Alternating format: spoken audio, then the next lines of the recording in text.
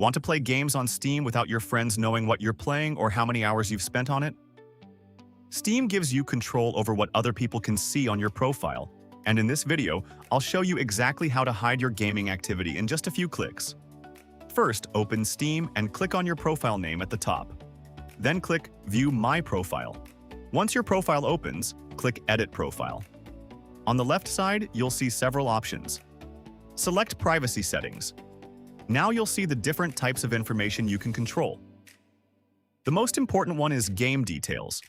If your game details are public, other people may be able to see the games you've played, your playtime, and even what you're currently playing.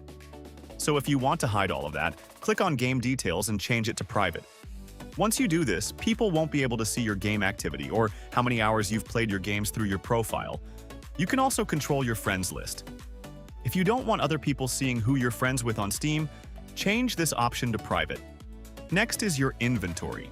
Your inventory can contain things like game items, Steam trading cards, and other items you've collected. If you want to keep those private as well, simply set your inventory to Private. If this video helped you, like the video and subscribe for more quick Steam tips and gaming tutorials. I'll see you in the next one.